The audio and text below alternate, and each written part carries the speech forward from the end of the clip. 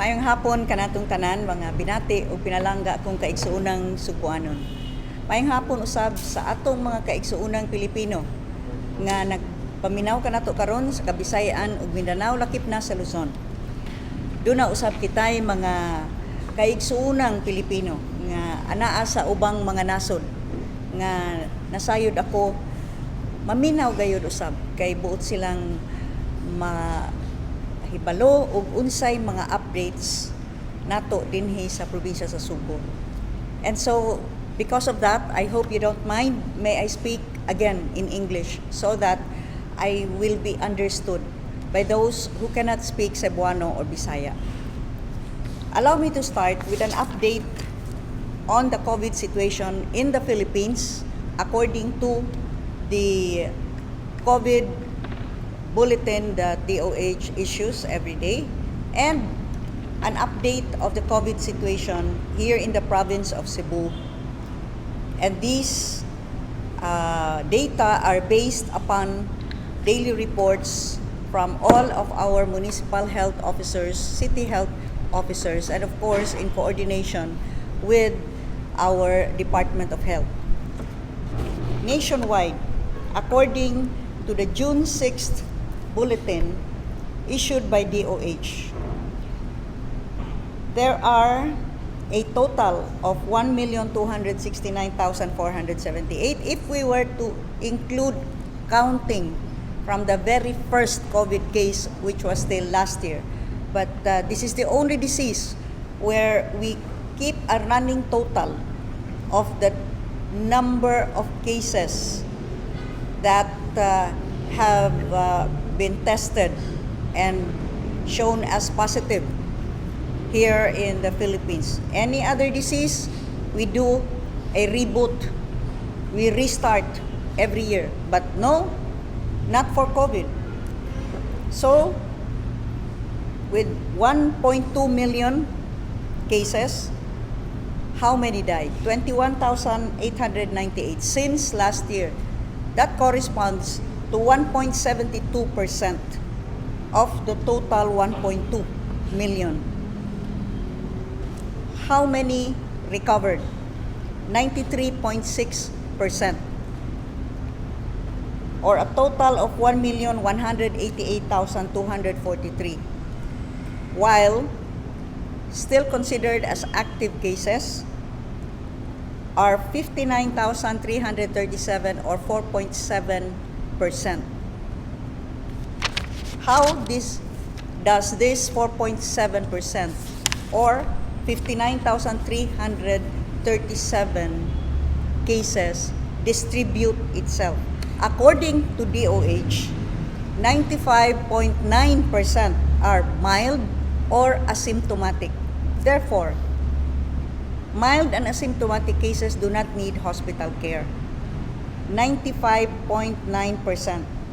In other words, 55,451 are mild, or 93.5%, while 1,424 are asymptomatic, or 2.4%. The rest are distributed amongst the moderate, severe, and critical in the entire country. This is the entire country, okay? So, moderate cases are 682, severe 1,009, critical are 771, for a total of 2,462 moderate, severe, and critical. In the National Capital Region, 51% of the ICU beds are occupied. 40% of the isolation beds are occupied, while 36% of ward beds are occupied. In the entire country, you have the corresponding data. 58% utilized for ICU, 48% for isolation, 49% for ward beds, and you see, if 58%, this now corresponds to, for the entire country, NCR and the entire Philippines, you need ICU for critical, right? Now, 51% utilized of the 700 beds in NCR. 58% utilized of the 1.9 thousand beds, 1,900,000 beds for the entire country, for the rest of the country. That's 1,083 for critical, for ICU, that need ICU treatment, and that is for critical cases. And yet, according to DOH figures, critical cases are only 771. So why the difference of over 300? For the rest of isolation beds and ward beds, the total beds utilized are over 7,000, over 9,000. Because it's 6,256 for isolation, 2,940 for ward beds. Let's just go to our ward beds. These are hospital beds. 2,940. But if you were to put in, if you added the severe and moderate, that only gives you 1,691. But the ward beds are now utilized up to 2,940. Even if you were to bring in the critical, these are their figures. But it bears critical analysis. According to DOH, you have 771 critical, 1,009 severe, 682 moderate, or a total of 2,462. And yet, in accordance with their own report, in so far as ICU utilization is concerned, and in so far as ward bed utilization is concerned, and I presume we mean those beds intended for COVID, there's certainly far greater numbers. In ICU right now, there are 1,083 beds occupied. The critical cases are 771. The ward beds, there are 2,940 occupied. Total critical, severe, and moderate are 2,462. The numbers do not add up. But these are their numbers. I hope that the medical experts will take the time to analyze their own numbers, because that's what we need to do at this time. Let us study the figures carefully, analyze, do some critical analysis before we come up with policies. Well, I hope that these numbers are verified or validated. But see, the figures don't add up. Now let's go to the status of COVID-19 in the province of Cebu. In the province of Cebu,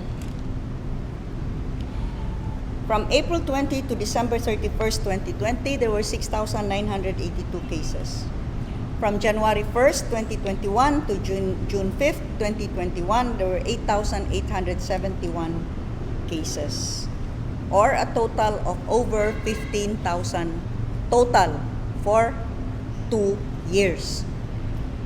Of these,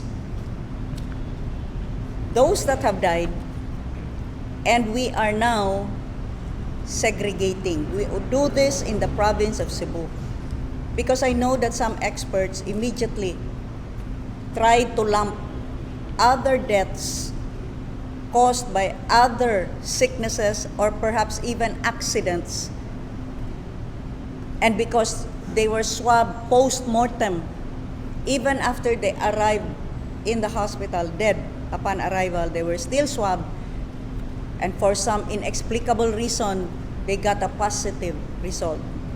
They were immediately tallied under COVID death. From what I know, when you say that he died of COVID-19, it is because the disease increasingly progressed from mild to moderate to severe, critical, until finally his lungs gave out, or the cytokine storm set in. That is what you call dying of COVID-19, but not when you meet a motorcycle accident, you hit your head, and the findings are very clear, blunt head trauma, but then you are listed as a COVID-19 death. How did we segregate? We went back to the death certificates, because you cannot lie in the death certificate. You could probably put in, it's an incidental COVID case, but you cannot put the primary cause of death as COVID.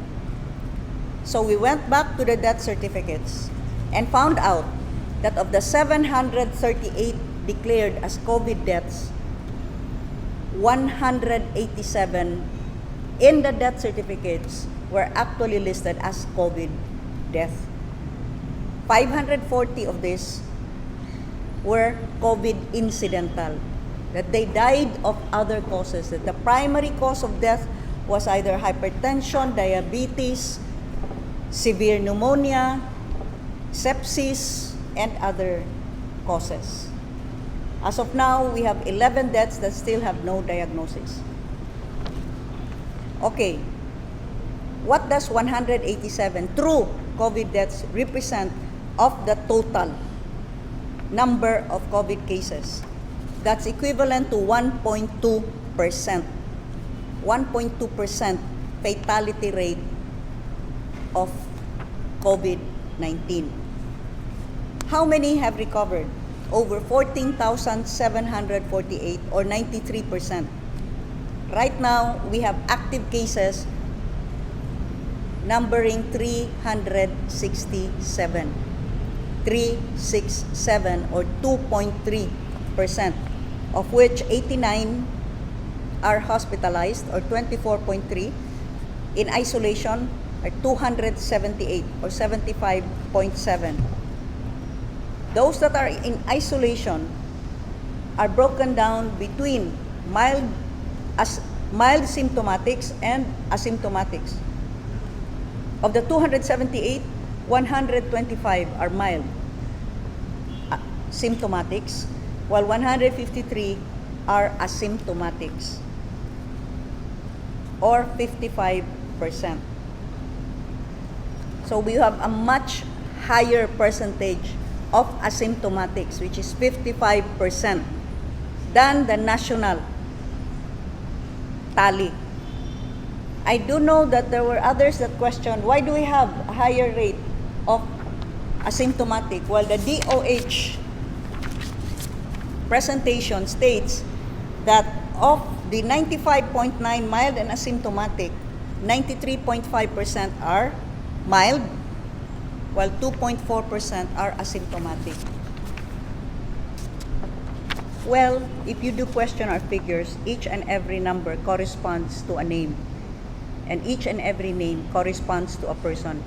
We have verified and validated our figures. I do hope that others also have done so, because then we can challenge each other's figures. The truth of the matter is, in the province of Cebu, 55% of our active cases are asymptomatic, while 45% have mild symptoms. What are the leading causes of death? I'll give you a rundown, a quick rundown. COVID caused 187 deaths. But there are also still other diseases, and they are still very much around. And some of these diseases have been exacerbated by our very strict lockdowns, forgetting basic hygiene, basic immuno-boosting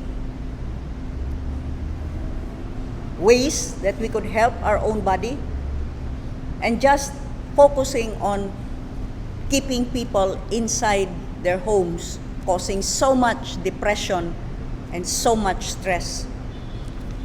What are the other diseases that are still very much around? Community-acquired pneumonia, heart problems, kidney disease, stroke or aneurysm, septic shock, cancer, multiple organ failure, sepsis, brain trauma, and this is the motor vehicle accident, bacterial meningitis, blood disease, even asphyxia due to strangulation. 2 of these cause of death were listed under COVID, because these are the 738 deaths. And listed amongst 738 COVID deaths, which of course included COVID, but only 187 of that, we also listed as COVID death hypoxic ischemic encephalopathy. Why are you surprisingly? Diapa, bacterial meningitis. 3 who died of bacterial meningitis were listed as COVID death. This is worse.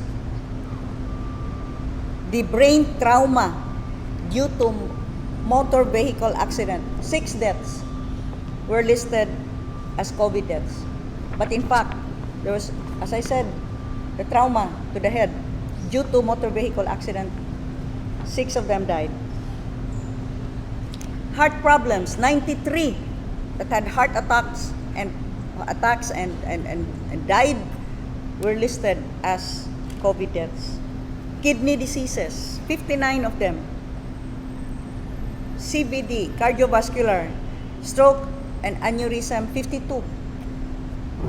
Septic shock, 49. We have the names. We verified. So you may question us. We are open to your questions and challenges, but we know of our figures and we know what we speak of. That of the 738 deaths, 187 were actually COVID. All the rest, and we have the corresponding figures, all the rest were other diseases that caused the death or other causes like a motor vehicle accident. From April 30, 2020 to June 5, 2021. So that's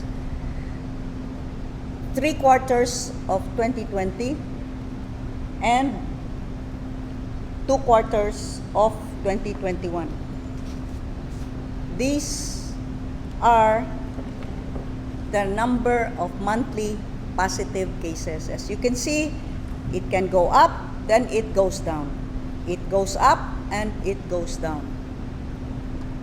The important thing here is when we do experience an increase, are lockdowns the answer?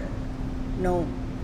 Perhaps we may just be immediately looking for a solution without asking the right question. And the right question should be, when the cases start to rise, do we have enough hospital beds? Do we have enough measures to contain the rise? Do we have enough critical care utilization that does not reach alarming levels where we are practically overwhelmed? You see, these are all the factors that play into managing COVID-19. First and foremost, it starts with enough hospital beds and with enough hospital and health personnel, doctors and nurses. Second of all, the right contact tracing systems. Third of all, the proper containment that should be done. These are all factors that interplay into COVID management. And I must make mention here, it also includes the proper referral system. Meaning that from our isolation centers, to our rural health units, to our district hospitals, to our provincial hospitals, and on to our regional hospital here as well as the private hospitals. There has to be a proper referral so that it is already instilled into the minds and hearts of our barangay health emergency responders that mild symptoms do not mean rushing this person to the hospital. That there are other remedies that may be instituted and put into place. That asymptomatic and mildly symptomatic persons should not, of course, be rushed to the ICU. So that is a proper referral system. That is working right here in the province of Cebu and in our tri-cities, Cebu City, Mandaue City, and Lapu-Lapu City. Why? Because it's been a year since COVID-19 first visited our shores. And that was way back last year. Surely, we would already have gathered data, analyzed our data, learned from past fumbles, and looking on, moving forward, we should already have instituted proper measures that would manage the disease. Let me be very clear about this. To dream of a zero COVID scenario is a pipe dream. We have not even achieved a zero disease, zero cases for dengue, for tuberculosis, for measles, where we have vaccination every year. So it is not about completely eradicating COVID-19. It's about managing the disease. And managing that disease should not mean locking down an entire economy. That should not mean the loss of businesses, the loss of people's jobs and livelihoods, and the misery of thousands upon thousands who are already burdened with this economic devastation.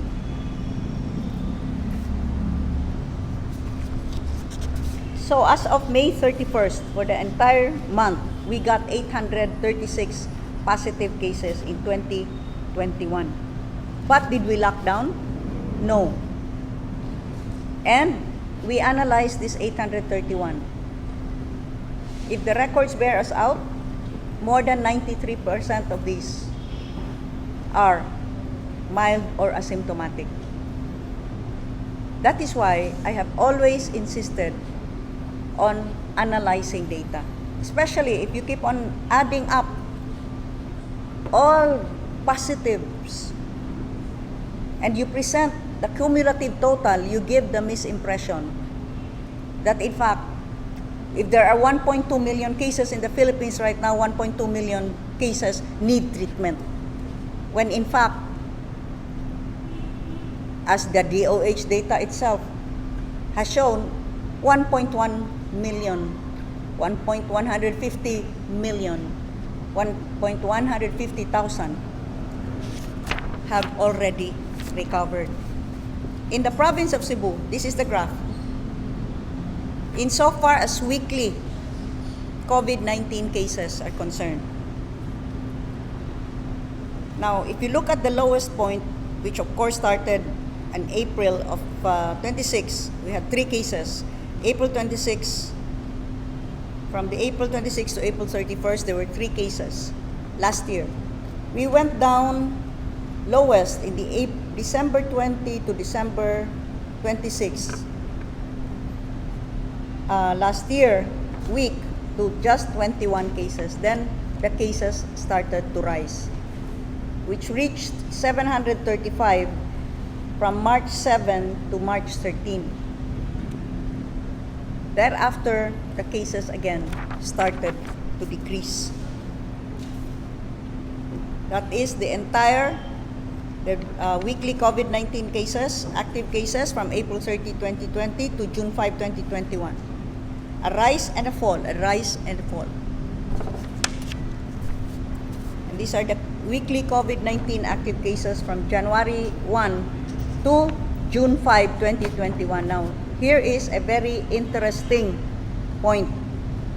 If you notice, from January 1st, 2021 until the March 21st to March 30 week, well, until March 14 to March 20, we peaked at 1,290 active cases. Thereafter, I issued Executive Order number 17, and slowly the cases started to drop. Went down to 1,057, then to 991, to 851, and now we're at 367. Executive Order number 17, supported by a provincial board ordinance, and therefore becomes the law of the land. It is not just Executive Order number 17.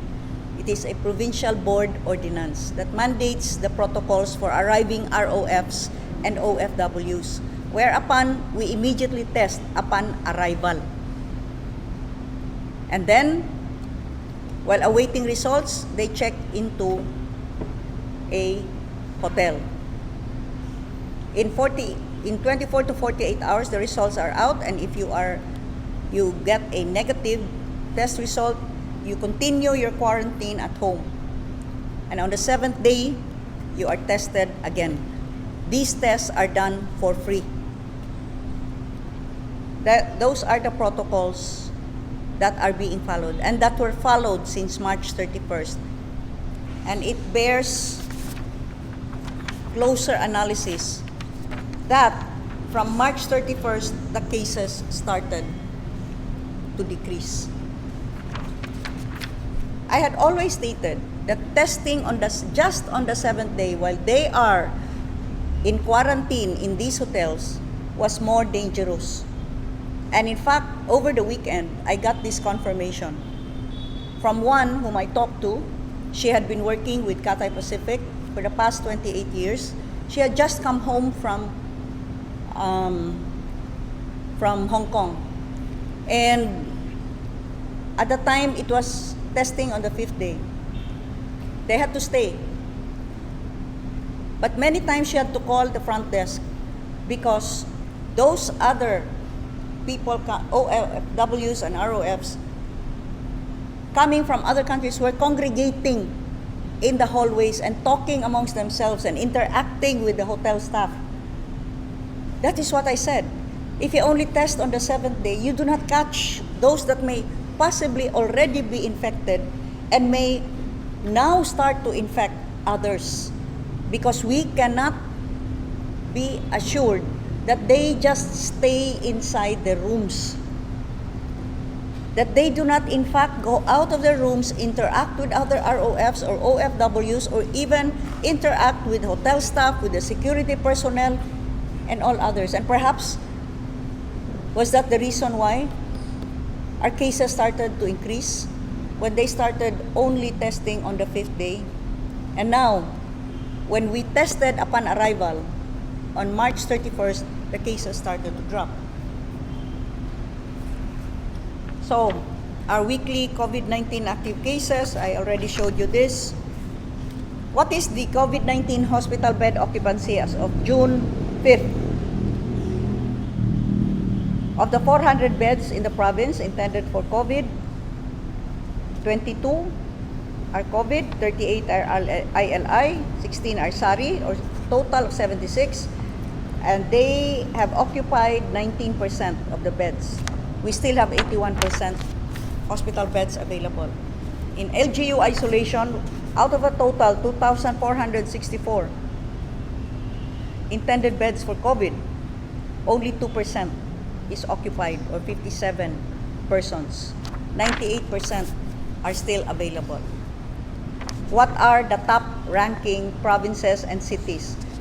Active cases per 100% for 100,000 population. These are DOH figures, by the way. They have not yet updated or put in the Eastern Visayas and other areas of Luzon. So this is the same number of provinces and cities that were listed in the previous presentation that I did. Still number one is the city of Makati with 132 cases per 100,000 population. You see, I have long emphasized to have 100 cases in a small town of a population of 500 would not be in the same boat as 100 cases in a population of 1 million. Because why? Well, first and foremost, this small municipality would not have enough hospital beds. Might not have enough hospital beds to care. However, in a big metropolis with enough ICU and hospital beds available, you see, it's all about the COVID management. So the city of Makati has 132 out of 100,000 population. Next is Cagayan with 131.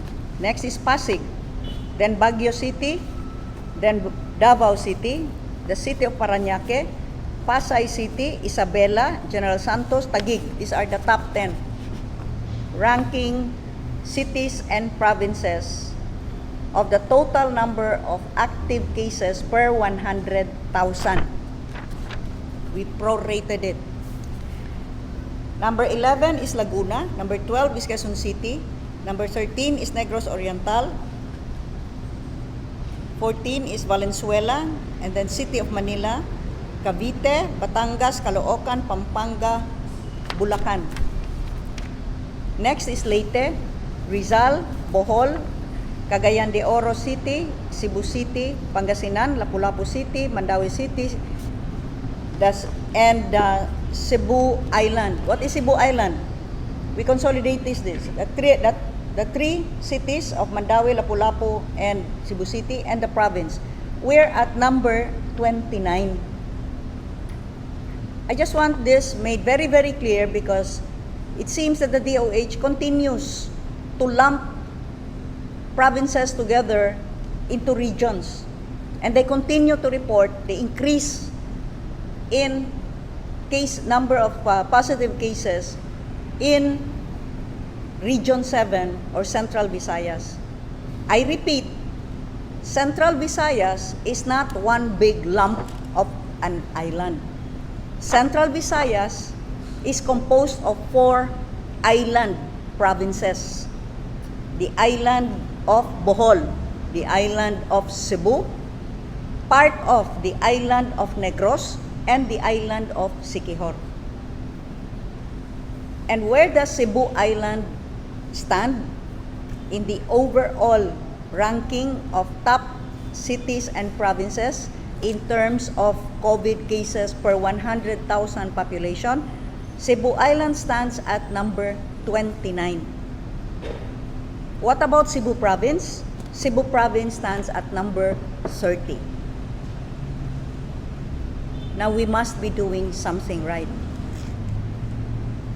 Because though we have opened up tourism, we have opened up the economy, we continue to be on MGCQ status, now running at over 10 months. In fact, it's time to think about Cebu, not just to be on MGCQ, but to consider Cebu for low-risk status. If you look around, you see businesses starting to pick up. In the province of Cebu, there are even new businesses that have been put up. The economy is slowly dragging itself out from the comatose status that it was in during those lockdowns. And yet, in spite of economic and tourism activity going on in Cebu, the entire island is number 29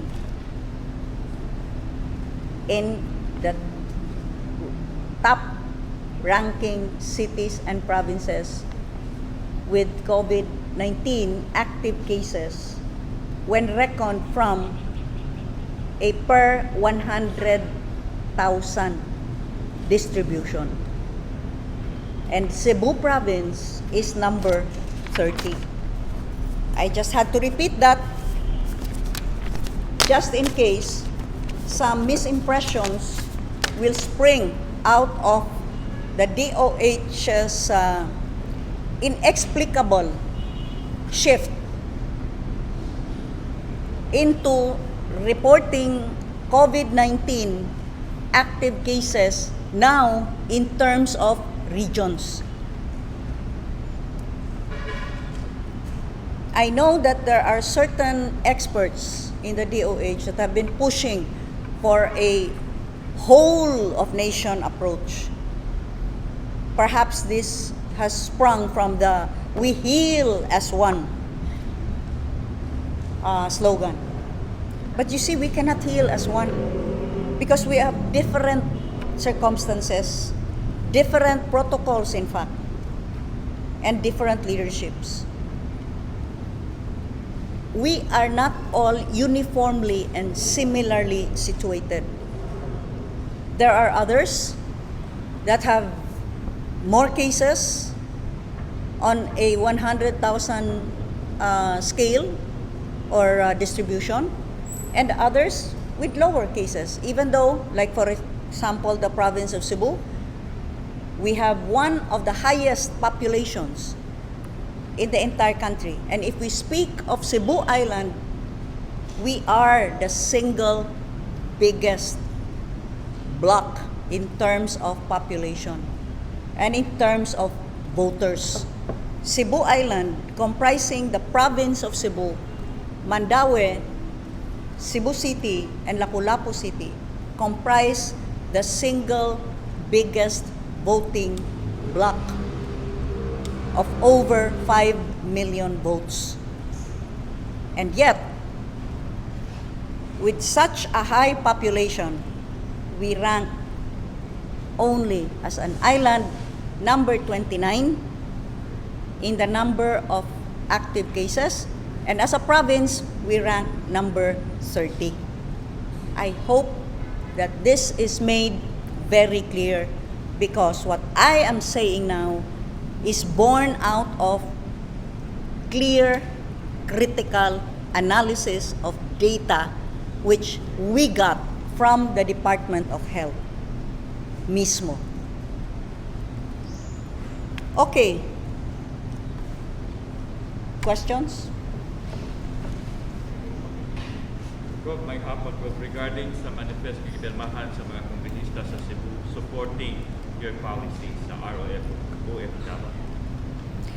Yes, first of all, I would like to thank Congressman Edgardo Gullias of the 1st District, Congressman Wilfredo Caminero of the 2nd District, Congressman Pablo Jan Garcia, or Deputy Speaker Pablo Jan Garcia of the 3rd District, Congresswoman Janice Salimbangon of the 4th District, Congressman Duke Frasco of the 5th District, Congressman Lollipop Oano Dizon of the 6th District, Congressman Peter John Calderon of the 7th District, and Congressman Sunny Lagon of the Ako Bisaya party list for having come up with a manifesto supporting the protocols laid down by Executive Order number 17 and the Provincial Board Ordinance, recognizing the fact that those that would be affected by the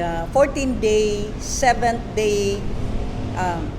14-day quarantine, 7th-day swabbing, 10-day isolation rule of the IETF would be a heavy emotional and financial burden on the constituents of their districts, of returning Filipinos as well as overseas Filipino workers.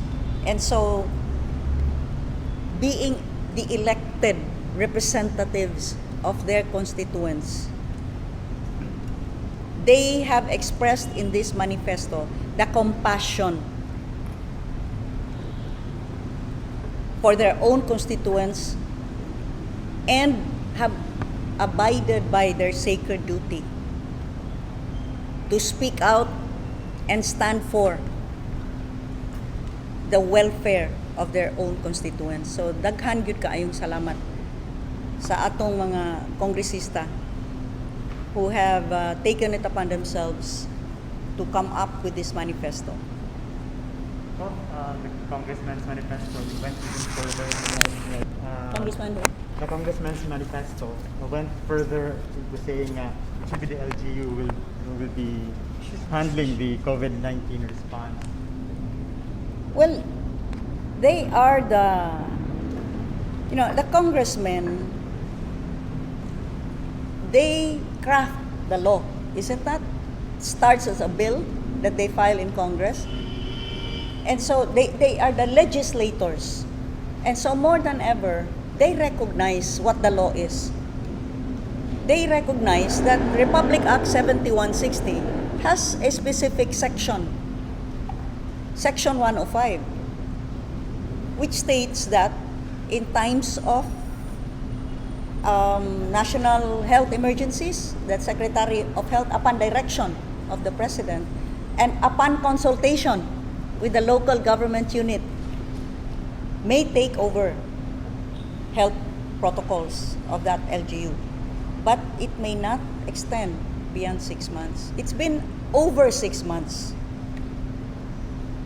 In fact, it's more than a year now. He may continue to define health protocols only with the concurrence of the local government unit. And these congressmen understand that it is really the LGUs that know the situation on the ground, not some hailed experts that only read figures, read articles in the internet, but do not have actual ground experience. So it's really ironical that they should be dictating policies that have so much impact on people's lives when these people were never chosen, were never elected by the people. And so they are not accountable to the people. We are. In fact, we also always have to account for what we have done for the people that elected us. Every 3 years, an election comes up. You have to make this report and say, these are my promises, this is what we have done. So the congressmen who are elected representatives themselves recognize that. Sa pagbalik na sa flight sa Cebu International Airport, magpabilin ang ato ang policy with regards sa ROF o mga OFW. This morning, I had a meeting with the same core group. Representatives, well, our DOH, the DOT, the OWA, the BOQ, the MCIAA, and the GMCAC, the Hotel and Restaurant Association, and we discussed the resumption of flights. Right now, it's still pegged at 300. We got also an inventory of the number of rooms, which shall now be, upon proper inspection both between the DOT and the DOH, within the week might expand to over 5,000 rooms. What does that mean? That even if non-Cebuanos were to be subjected to a 10-day quarantine period here, we have capacity of 5,000. We will have capacity of rooms available for 5,000 for as long as the Cebuanos upon presentation of a negative RT-PCR will be allowed to go home to their own LGUs. Because you see, it's about 20%. 20% of the arriving ROFs and OFWs are Cebuanos. They were all in agreement that the provincial board ordinance, not even the executive order, but the provincial board ordinance is the recognized local law of the land. Unless it is otherwise declared ultra vires by a proper court. So they all agreed that they would have to follow the provincial board ordinance because they do not want to break the law or violate the law. That is for Cebuanos. For non-Cebuanos, we await. If they insist that they be kept here, well, we shall be increasing the hotel rooms so that the bed capacity increases to allow them to be kept here if the LGU will not accept them. We just hope that the request of our hotels be granted because there's a huge disparity between what is being paid by OWA to our hotels here. It's 1,400. On the other hand, in Manila, for a category or 3-star hotel, it's 3,000. Those with higher star, 4-star and 5-star, they get, it's 2,005, and then it goes up to 2,008 to 3,000.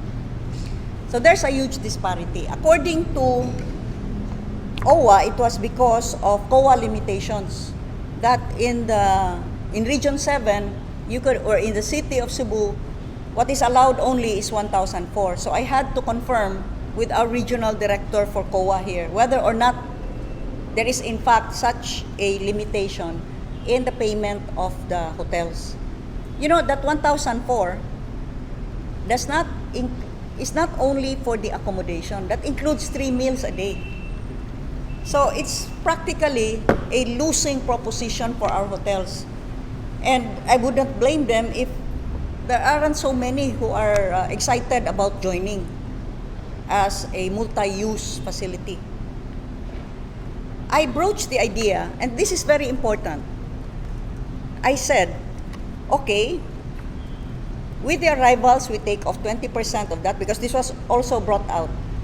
They said, for as long as we do not include into the equation the Cebuanos that arrive, because they must only stay for 2 days at most, then they can be sent home. That increases our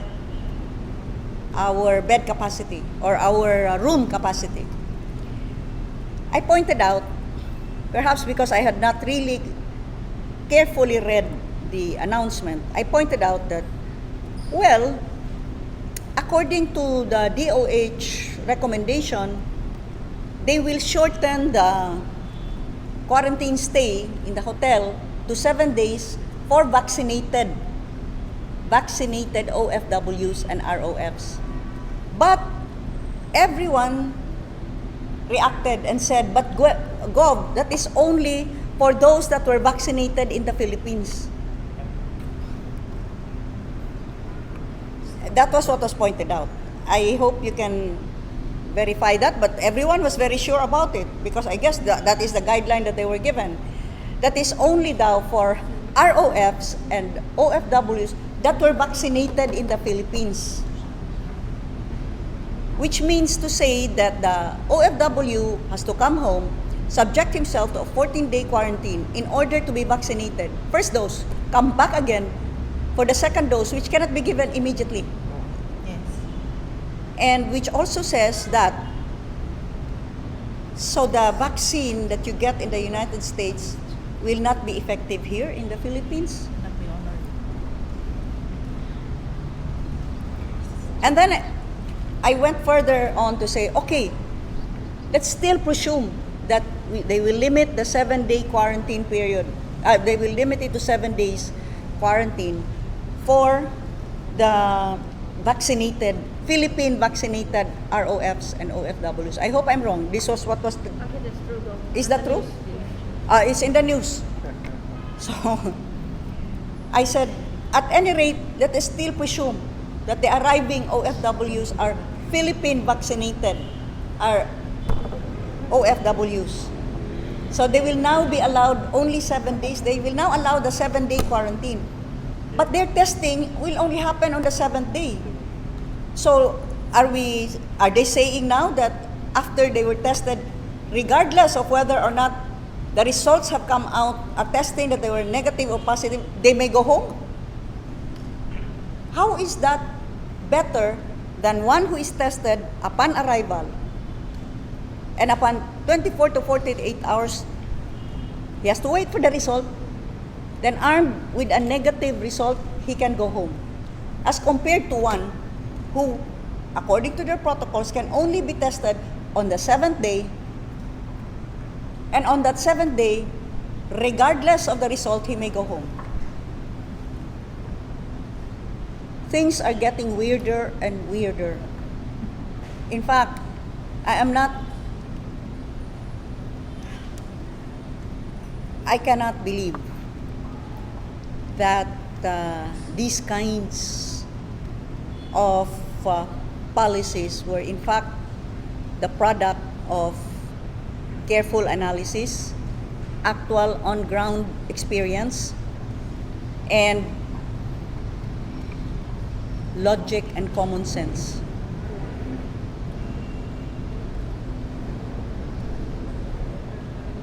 There's a limit of the number of arrivals. Right now, it's still 300 because they are also looking at the insistence of IATF that non-Cebuanos should be billeted for 10 days. And with a capacity right now of about 3,000, that should be good for 10 days.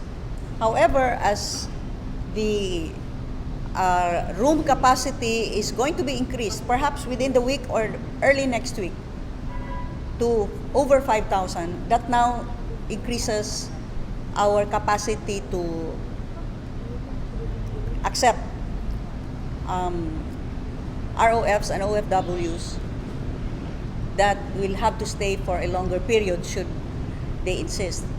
I realize, though we had said that indeed the non-Cebuanos, after having tested negative, should go home to their own provinces. Anyway, they are carrying a negative test result and subject themselves to the protocols of that province. There were provinces that did not accept. That was why that lady from Nueva Ecija died in Lapu-Lapu.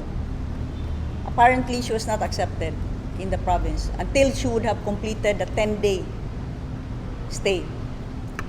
Well, if that is insisted upon, what's more business for our hotels? Although I hope that they will increase that, because why this disparity? The regional director of COA here has already stated she is not aware of such a cap, but she is double-checking now whether there is a cap, that there is a higher cap for NCR and over 1,000 pesos lower here. I mean 1,400 compared to 2,500 or 2,800, even 3,000 pesos.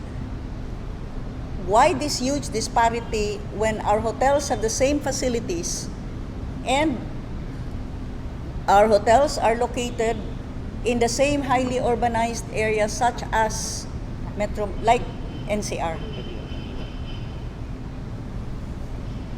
Yung magulang klaro, online nga to ang home isolation sa mga Cebuano, mga tested negative. 7 days gyapon ko, and then after that, i-reswab sila. Yes, they will again. In fact, I read somewhere that I just said that orally. No, I did not say that orally. There's really a memorandum to that effect. That's a follow-up to Executive Order 17. They are tested upon arrival. If negative, they go home to their LGU. They are on home quarantine. On the 7th day after arrival, they are reswabbed for free. So that is really going beyond. We are not defying, we are innovating, to use the words of Yusek Densing, but I heard he did not stand up to that anymore. But he said that. That came from him. We are innovating in order to custom fit the guideline, which is a guideline to our peculiar situation here. Other provinces may not mind as much. Why? They're not international airports. Pila man ka international airports actually have flights that are coming in? Just NAIA, MCAA. Davao is not, no? Right. Clark.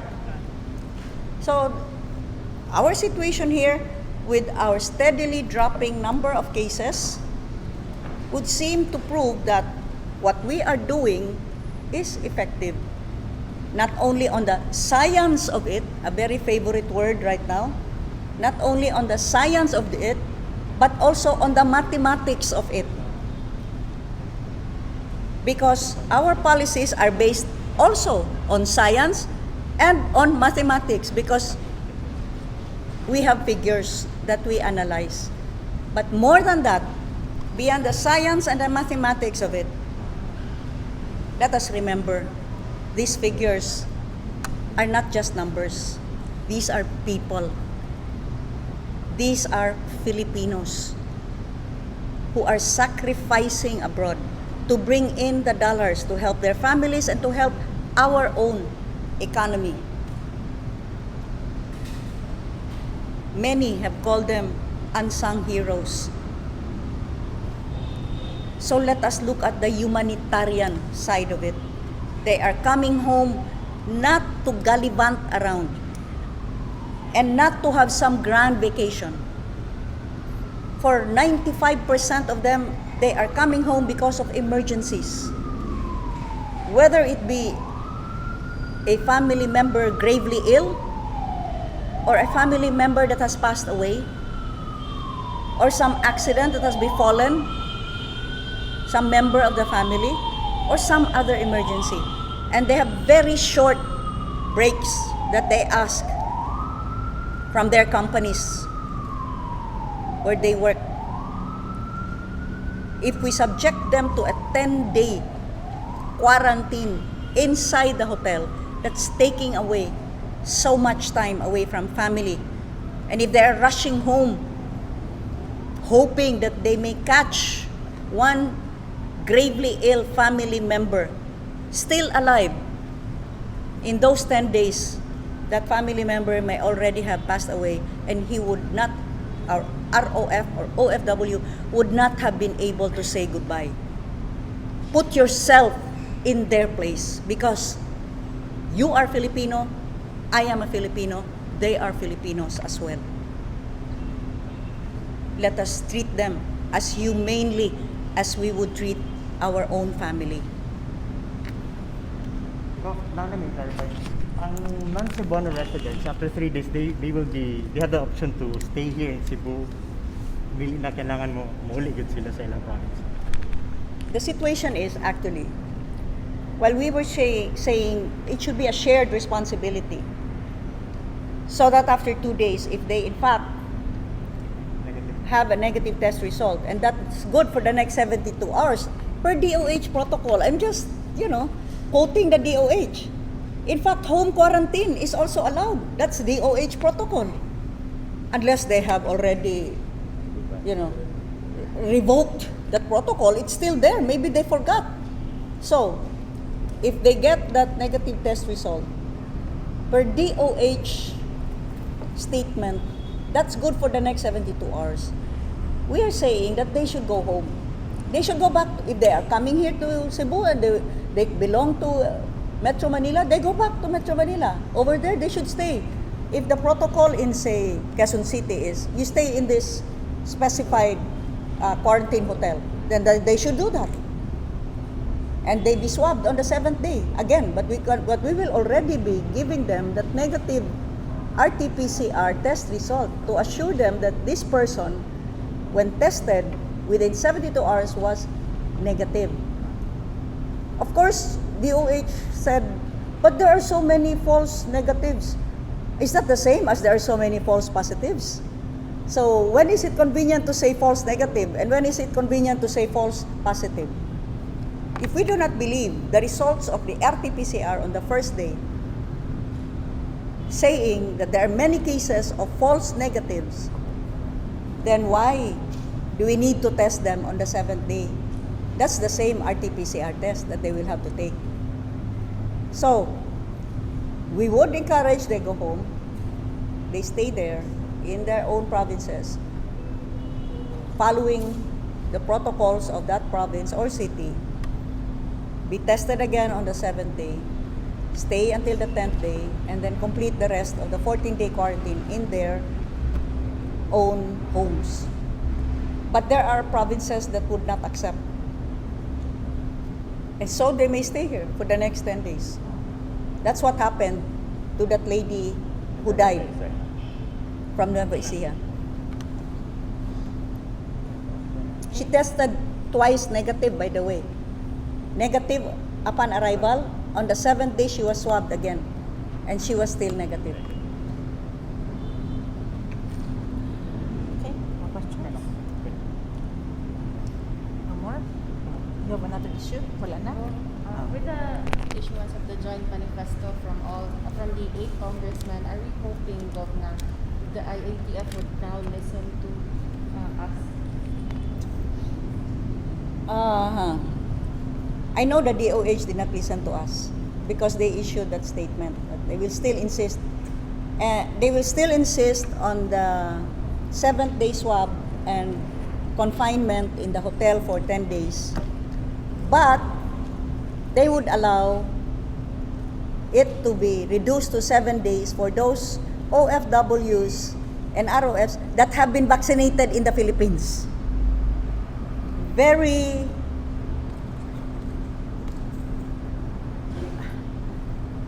kamo na lang sulti ana. It's very so what's the pangutana? I got so lost in the brilliance of the policy. Kung ang joint manifesto, would it be Would change their way minds. for them Ah. to listen to us here? I am hoping that, our congressmen represent their specific districts, no? That's very, very, it's really bringing it down to the people. And they have spoken out. I hope that this joint manifesto by our 8 congressmen would have a bearing in the decision of the IATF, because if they would meet it, they would just treat it like, cast it aside, then why else do we have to have elected officials for? Di na lang ta magpapili sa mga tao. Ipang-appoint na lang ni sila. Sila na lang magbuot sa panginabuhi sa katawhan, sa kinabuhi sa katawhan. We have elected officials because our elected officials have to answer to the people. We are accountable to the people. And so, we are duty-bound to protect the welfare of the people that put us into office.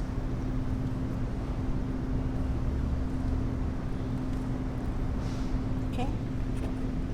And these congressmen are the crafters of laws. They legislate. It is from them that a law emanates or starts. And they know what the law is.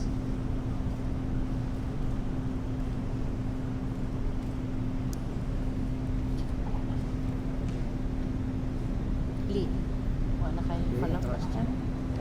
Wala na? Okay na? Yes, okay. Okay, go. Thank you very much. In closing? In closing, I would like to thank you for having stayed with us and listened to what we have presented.